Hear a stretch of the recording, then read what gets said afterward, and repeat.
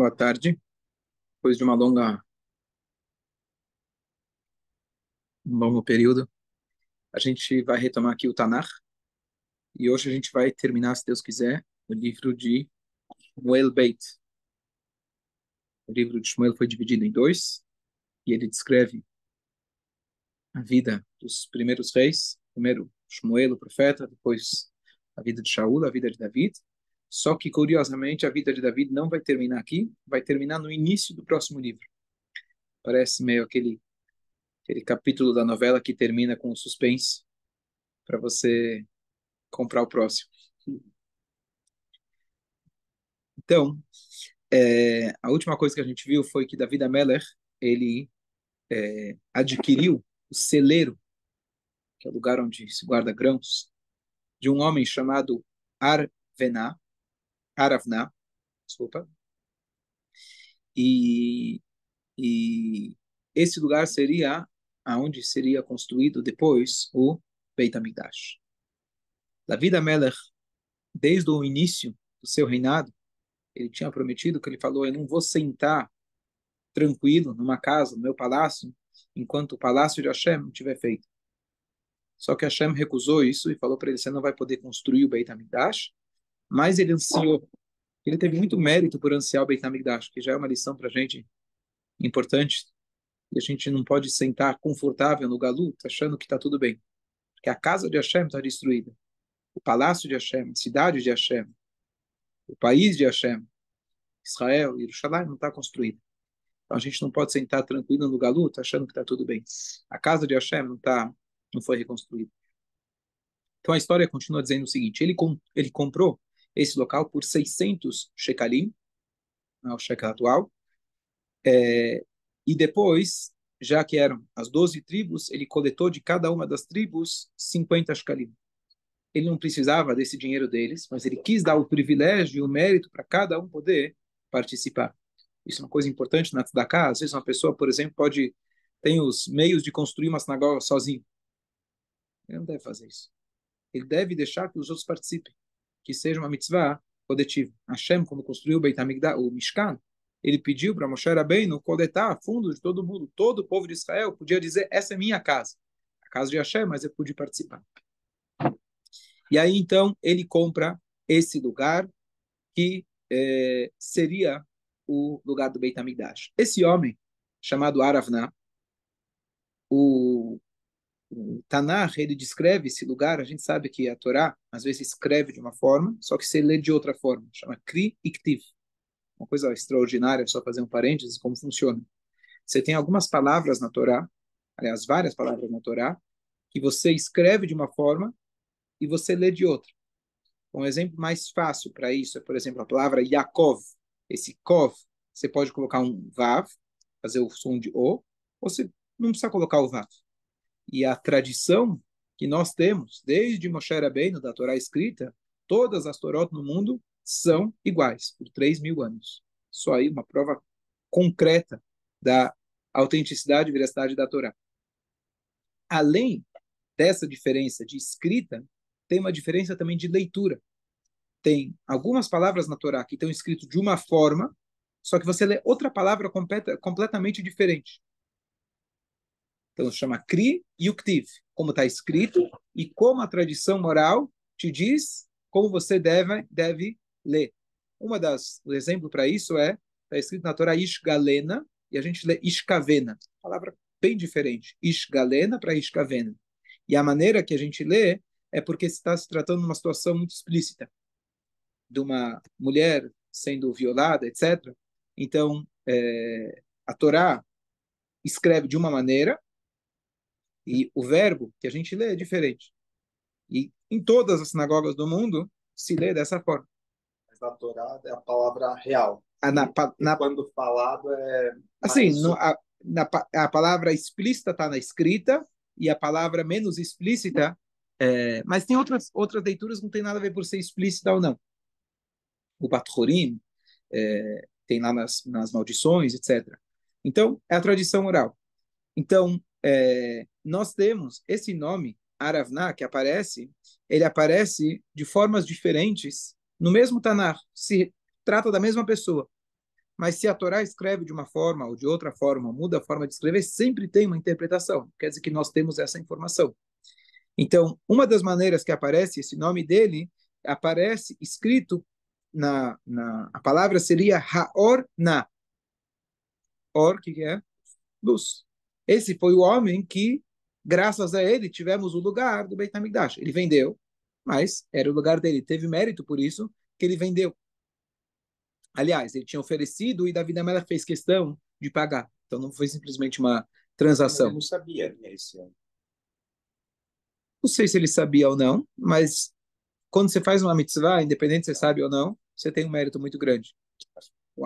Ainda mais que ele cedeu para quis ceder para Davi Amelech, ele tem um mérito. Depois, Sabino, porque onde era o templo do Betamigdash está sendo discutido que é outro templo dos muçulmanos. já te respondo. Já te respondo. A pergunta é muito Vai boa. chegar? Já te respondo. Vou te responder.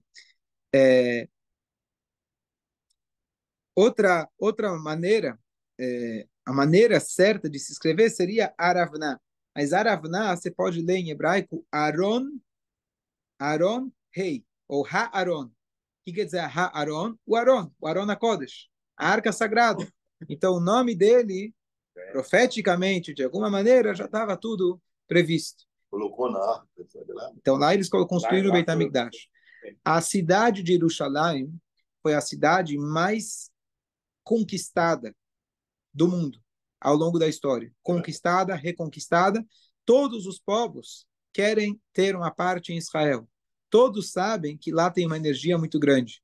Por que eles não vão para Meca? Quantas vezes está no Corão escrito em Jerusalém? Ou Tzion? Nenhuma.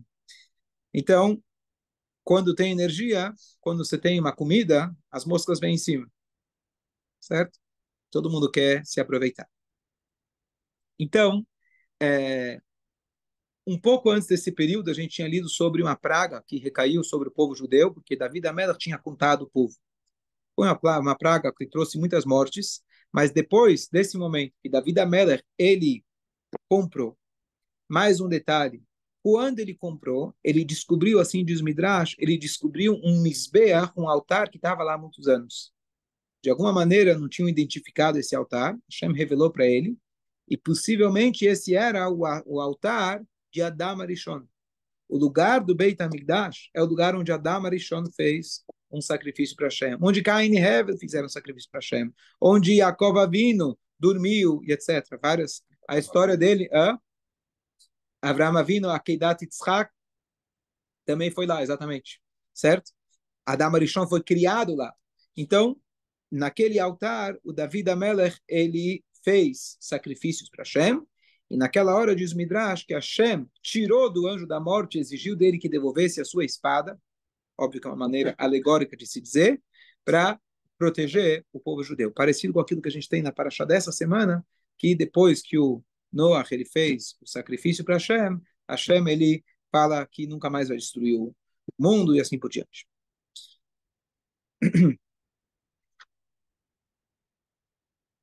Davi não se contentou com isso.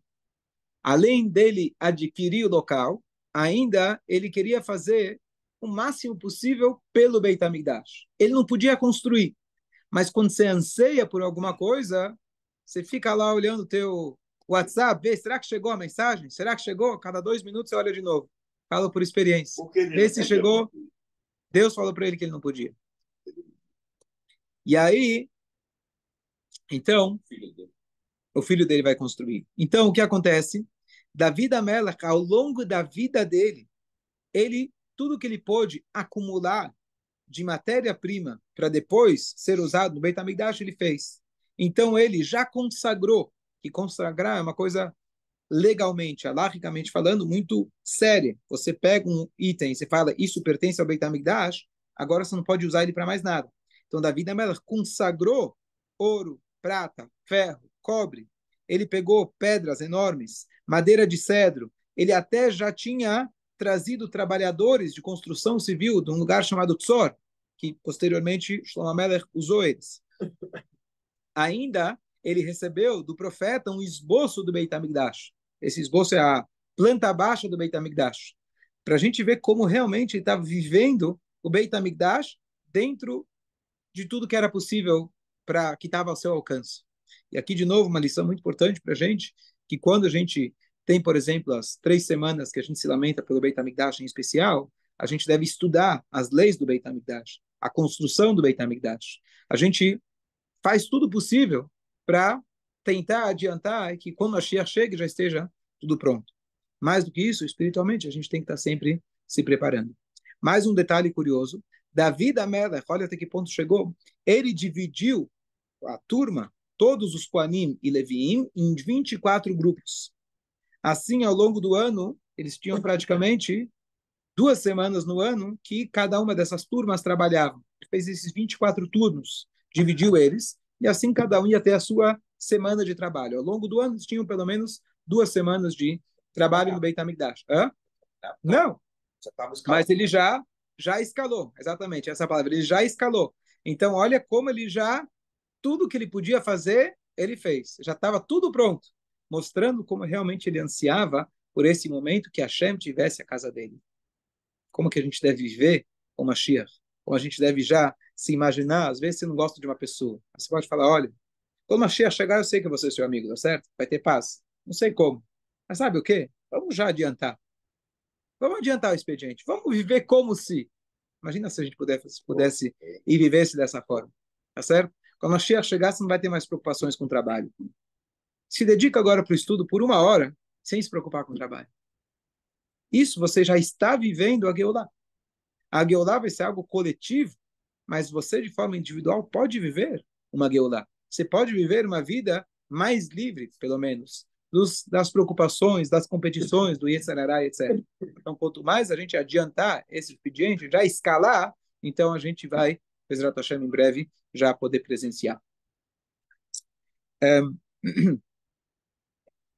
E depois disso, Hashem, então, trouxe uma bênção, uma brachá para o povo judeu, e Bnei Israel se tornaram extremamente frutíferos. E eu vi uma explicação muito bonita, que Hashem ele promete para Avraham Avinu que seus descendentes vão ser como as estrelas do céu e como a areia, certo? Areia do mar. Cada alusão que a Torá usa tem um motivo específico, não é apenas uma... Então, eu vi uma explicação que ele traz aqui, o Midrash, ele fala o seguinte, por que como areia? Se você cavar um buraco na areia, imagina lá na praia, você cava ele à tarde, à noite. No dia seguinte, quando você voltar, ele não vai estar mais lá. Por quê? O mar tirou, ou a própria o vento, ele vai lá e cobriu. Tá certo?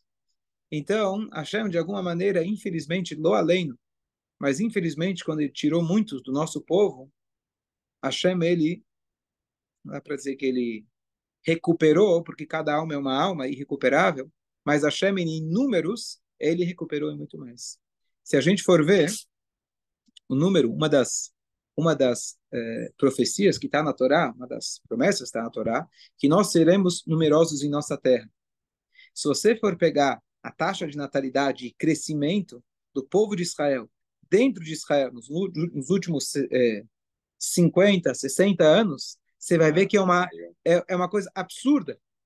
E não é graças aos árabes que moram lá ou graças apenas aos judeus ortodoxos. É uma coisa absurda o número de habitantes e pessoas que estão morando e o próprio crescimento, obrigado, natural do povo de Israel. É uma coisa, eu lembro que assisti uma aula a respeito, e ele mostra os gráficos, é uma coisa incomparável com qualquer outro lugar no mundo, qualquer outra coisa, é uma coisa fora do comum. O mesmo Hashem que fala, vocês vão ser exilados da terra, e que vocês vão voltar para a terra, que também é um fenômeno. Imagina você chegar e falar que os índios chegaram aqui, eles estão reconquistando o Brasil. Mas você acha que a gente vai voltar para cá? Para onde? Para lá? Aqui para o inferno. Aqui não é inferno, aqui é o paraíso que Hashem criou. A gente precisa de revelar o paraíso que Hashem criou aqui. Hashem não fez. Hashem deu para o ser humano livre-arbítrio. E aí, então Hashem, por mais que não estamos minimizando a dor ou a perca de ninguém, mas ao mesmo tempo que Hashem ele tirou muitos, ele foi lá e logo em seguida ele cobriu como a areia do mar. David Amelech, aqui ele faz toda uma descrição, eu já me prolonguei algumas vezes a respeito, mas como a gente está no final desse livro, ele faz toda uma explicação da importância da leitura de Salmos. Por que é tão importante ler os Salmos? Na verdade, David Amelech ele pediu isso para Hashem, que esse livro fosse especial, e esse livro realmente ele descreve as dores, a angústia, as dificuldades do rei Davi, mas ele se tornou um modelo de resiliência, um modelo de superação e um modelo, inclusive, de tshuva, que ele mesmo teve que fazer tshuva por algumas coisas. Então, apesar da gente não necessariamente entender cada um desses capítulos, vale a pena estudar e entender, mas a força dos Salmos, mesmo sem entender, é muito forte, uma das ferramentas mais poderosas que nós temos. David Amelech, ele teve...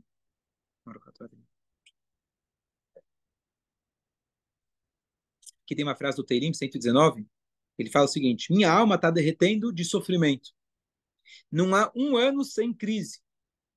Se a gente for ver tudo que ele passou, nem um mês sem más notícias, nem um dia sem problemas, não há alívio. Mas, no final da vida dele, ele teve um pouco de paz. Aqui a gente vê o que é ter uma vida boa, não é uma vida necessariamente ausente de sofrimento e desconforto. Uma vida boa é como você responde para as situações que a Hashem coloca para a gente. David Amelech se tornou e é o maior rei. David Melech Israel Chai Vekayam. Ele é e foi o maior rei. E ele é vivo e existente. Mashiach será descendente de David Amelech. Então ele teve, não posso dizer que foi erros, mas dentro da grandeza dele, falhas, sim. Mas a superação dele, a força dele, é isso que tornou ele o maior rei de Israel. A humildade dele, assim por diante.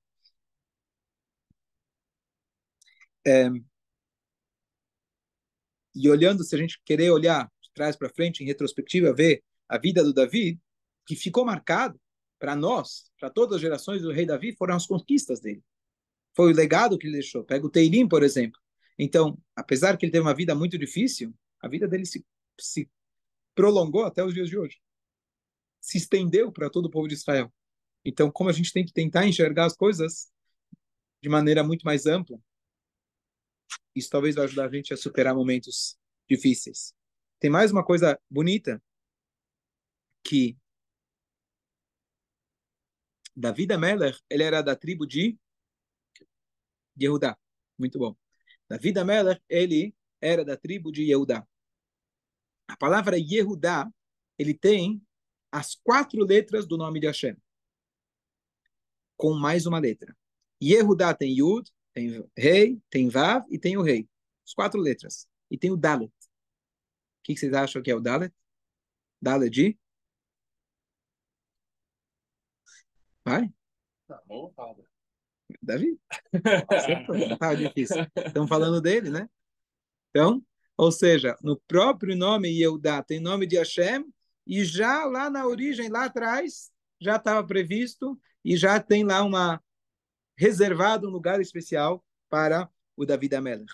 Então, a gente viu aqui nesse livro, o próximo livro vai ser o final da vida dele, mas a força total que David Amelech ele teve, a gente começou lá, quando ainda ele era um pastor, quando vieram escolher, quando Shmuel veio apontar o novo líder de Israel, ele era o menor dos filhos, aquele filho que tinha sido abandonado pelos irmãos, achavam que ele era um filho bastardo, e ele se tornou o grande líder do povo de Israel. Contudo, do começo ao fim, ele manteve a sua humildade, assim como ele era um pastorzinho lá atrás. Esse foi o nosso grande rei, David Amelech, e ele tem um lugar muito especial na nossa história, lembrando que ele pediu para Hashem naquele momento para que ele constasse na Brachá da Amidah. Foi aí que Hashem deu para ele o teste de Batsheva, mas apesar que ele não passou nesse teste, ele passou em muitos outros, ele fez Tshuvah e etc. Hashem deu para ele uma Brachá especial, que é Magen David. Daí que vem a palavra Magen David, não a estrela de David, e sim a proteção de David, que Hashem protege David, e ela está na Haftarah, que nós lemos cada Shabbat, cada Yom Tov, etc. Fala. Uma pergunta. O David América também teve o nome dele com uma letra acrescentada, né? Porque tem algumas escritas que aparece um Yud. Alguém me falou, eu assisti uma aula Que Hashem acrescentou? acho que quando ele terminou os Terrigens, ou quando ele chegou numa quantia específica, ele também tem Boa, boa. Então, mais aí um exemplo de Kri, como está escrito. Quer dizer, você pode ler David sem o Yud ou com o Yud. Bom, normalmente, quando a gente escreve sem o Yud. Mas Dalet Vav Dalet. A história, Rabino, que eu vi é que o rei Davi foi vítima do próprio filho. Foi. A gente vai ver agora, a gente viu como ele foi vítima do filho dele, Avshalom, obrigado. E agora, final da vida dele, no início do próximo livro, ele vai ter Adonial. Então, duas histórias que a gente vai ler. Como a gente tem um tempinho, já vou adiantar o expediente. Então, duas histórias. Uma história é que o filho dele, Adonial, vai fazer algo muito parecido com o irmão dele, Avshalom, vai enganar a turma e ele vai se declarar rei em vida ainda do seu próprio pai. E vai tentar tomar à força o poder. E dessa vez ele quase que conseguiu, porque de fato o pai dele não tinha como se defender mais. Ele já estava muito velho, já estava sem forças. E naquela hora, a Batsheva, filha, fala para ele: Você me prometeu que meu filho, o Shlomo, ele seria o futuro rei. Então, de última hora, ela conseguiu tirar dele uma assinatura, foi até o cartório, rapidinho, assinou e deixou lá registrado quem seria o próximo rei. Ele nem sabia o que estava acontecendo. Ele não sabia. Ele não sabia. Ele estava velho e claro que o filho fez questão de fazer isso uma distância suficiente para ele não ver. Esse foi o Adonial. Então, imagina, até os últimos momentos da vida dele ainda ele está sofrendo. E a outra história que a gente vai ver é que, quem lembra, ele tinha rasgado o manto de Shaul, apesar que isso foi, na verdade, uma misericórdia muito grande dele, que ele poderia ter matado Shaul, mas só para mostrar que ele poderia ter matado e não matou, ele arrancou o manto dele, ele chegou num momento onde ele não conseguia se aquecer de forma nenhuma. Não tinha cobertor ou coisa que pudesse aquecê-lo. Então, foi sugerido para que trouxessem para ele uma moça virgem, etc., para que esteja com ele, dessa forma iria aquecer o corpo dele. E, no final de contas, ele não teve uma relação de fato com ela. A gente vai ler a história e tentar entender, uma história um pouco estranha para um rei tão sagrado, mas a gente entender que tudo que a gente está lendo são lições para nós de grandes sadiquim, ou até o contrário, mas como a gente pode realmente transformar nossa vida. Essa foi a nossa jornada pelo livro Shmuel Beit. Eu falei esses dias que quando a gente termina um estudo, conclui com uma passagem bonita de Simchat Torah, Shlomo HaMelech, ele quando acordou do sonho dele, primeiro sonho profético, a gente vai ver logo mais, Hashem tinha perguntado para ele: o que você quer? Você quer riqueza? Ele falou: eu quero sabedoria. E assim que ele acorda, ele escuta os pássaros conversando, ele já entende a língua deles, e aí ele faz uma festa. Daqui, a Halachá aprende que quando você termina um livro de Torá, a Guemará, por exemplo, você tem que fazer uma festa, um sium. Esse é o aprendizado. Mas o que significa fazer uma festa? Por que se faz uma festa? Então, eu entendo quando se faz uma festa de finalização de curso. Você se formou, você terminou alguma coisa, e você fala: que bom, me formei, agora tudo que eu queria é ter o diploma na mão. Se eu vou abrir os livros, eu já não quero mais saber. Aí ele não tem emprego. Aí, bom, Bezrat Hashem, isso depende de Hashem. Aí, mas na Torá não é assim. Nunca você termina um livro dizendo: terminei. Todos os livros do Talmud começam com a página 2. Por quê? Depois que você terminou, saiba que você nem começou. E quando termina, está escrito Adran Alach, voltarei sobre você. O que isso significa? Que quando você faz uma festa, a festa não é que bom que eu acabei, parabéns. Pode até ser, e é uma maneira de você difundir e incentivar o estudo da Torá. Poxa, o fulano foi lá, fez uma festa, todo mundo falou dele, então tá bom, vou fazer igual. Igual tu da casa. Você coloca a tua placa, o outro vai querer colocar a placa também. Tá bom, tá válido. Mas é muito além disso. A alegria de ter terminado é o fato que agora que você leu uma vez, a segunda leitura vai ser muito mais aprofundado. E agora que terminei a segunda, agora que eu vou poder entender melhor. Então, a alegria do término, assim como o Shlomo HaMelech, ele não tinha terminado nenhum livro, mas quando ele percebeu que ele foi dotado de uma sabedoria divina, ele falou: uau, agora eu vou poder reestudar toda aquela Torá de uma maneira completamente diferente. E aí ele fez uma festa, mesmo que não tinha terminado nada. E de lá que a gente aprende que a ideia não é se você terminou, a ideia é que agora você tem a oportunidade de começar novamente. A Torá começa com Beit, também começa com Beit, ou seja, depois que você terminou toda a Torá, você nem começou, tem na hora de começar, tá na hora de começar de novo. Então a gente conclui aqui o livro e Shmuel Beit. Parabéns para todos aqueles que acompanharam. Obviamente, aqui no nosso shiur, a gente pegou só alguns pontos, muito distante ainda de um estudo aprofundado na língua original, com os comentaristas, etc. Mas, como a gente falou, agora que você terminou a primeira vez, quem sabe agora você pode pegar o livro original. Se não for no hebraico original, pode pegar a tradução de cada pasuk e tentar entender, tentar se aprofundar, que a sabedoria de cada letra da Torá é infinita. Shkoyach a todos. Ele começa com o juiz? Não. Foi, né? Não, juízes já foi. A gente teve Yoshua, depois Juízes, depois Shmuel Aleph, Shmuel Beit. Então